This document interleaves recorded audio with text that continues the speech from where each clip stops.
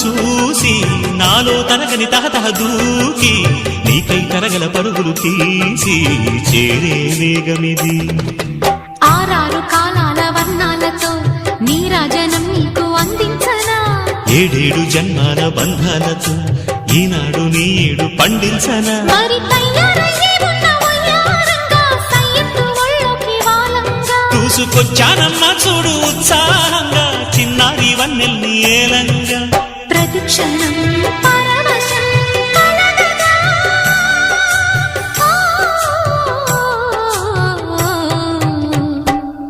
మనస పలకవే